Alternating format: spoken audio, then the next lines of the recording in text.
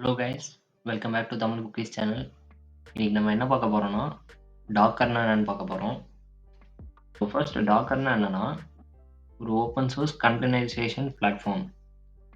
So containerization பிளாட்ஃபார்ம்னா ஒரு developer ஒரு அப்ளிகேஷன் எழுதுறாங்கன்னா அந்த அப்ளிகேஷன் கூட இருக்கிற அந்த டிபெண்டன்சிஸ் அதெல்லாம் ஒரு பேக்கேஜாக கன்வெர்ட் பண்ணி அண்ட் தென் அதை டிப்ளாய் பண்ணி ஒரு கண்டெய்னரை ரன் பண்ணுவாங்க, வர்ச்சுவல் கண்டெய்னரை. ஸோ அதுதான் டாக்கர்.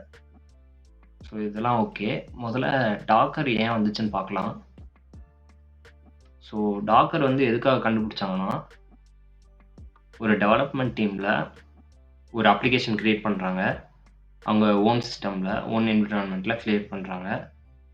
ஸோ அப்போது ஃபுல் டெவலப்மெண்ட்லாம் முடிச்சதுக்கப்புறம் அந்த வெப்சைட்டு பர்ஃபெக்டாக ஒர்க் ஆகும். அண்ட் தென் ப்ரொடக்ஷன் வரப்போ, ப்ரொடக்ஷன் மீன்ஸ் அந்த வெப்சைட்டை டிப்ளாய் பண்ணுறப்பையோ இல்லை அவுட் சைட் வேர்ல்டுக்கு சர்வ் பண்ணுறப்பையோ அந்த அப்ளிகேஷன் ஒர்க் ஆகாமல் போயிடும். டெவலப்பர்ஸ்க்கே என்னன்னு புரியாது, ஏன்னா அவங்க சிஸ்டமில் ஒர்க் ஆகிருக்கும். பட் ஆனால் இதை ப்ரொடக்ஷன் வரப்போ இது ஒர்க் ஆகாமல் போயிடும். ஸோ இதுக்கு என்ன ரீசன்னு பார்த்தீங்கன்னா, டிபெண்டன்சி காரணமாக இருக்கலாம். ஏன்னா சில சிஸ்டம்க்கு ஏற்ற மாதிரி டிபெண்டன்சிஸ் இருக்கும், வெர்ஷன்ஸ் மாறும். ஸோ இந்த சிஸ்டமில் அந்த டிபெண்டன்சி இருக்காது, வெர்ஷன்ஸ் மாறி இருக்கும்.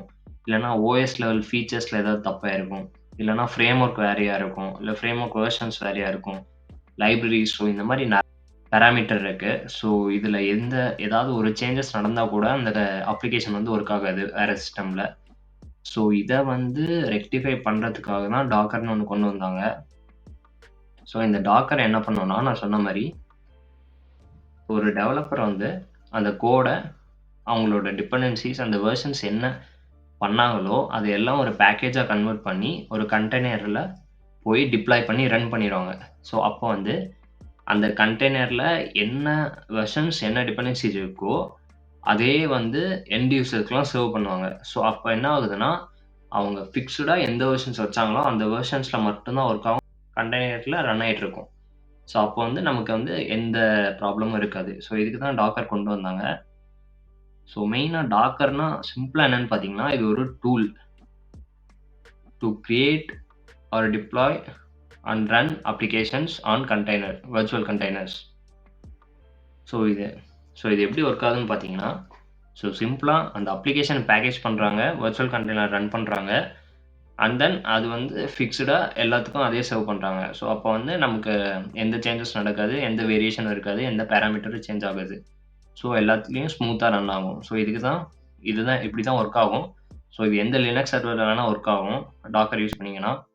நெக்ஸ்ட் ஒரு இம்பார்ட்டன்ட் ஃபீச்சர்ஸ் ஆஃப் டாக்கர் என்னன்னு பார்த்தீங்கன்னா, இது வந்து ஒரு கர்னல் லெவலுக்கு மேலே இருக்கிறது தான் வர்ச்சுவல் கண்டெய்னர் சொல்லுவாங்க. அந்த வர்ச்சுவல் கண்டெய்னரில் வந்து ஏகப்பட்ட கண்டெய்னர்ஸ் இருக்கும். நமக்கு ஒரு கண்டெய்னரும் ஒன்றும் இன்டிகிரேட் ஆகாமல் இருக்கும், ஒன்றும் கம்யூனிகேட் பண்ணிக்க முடியாது, ஐசோலேட்டடாக இருக்கும்.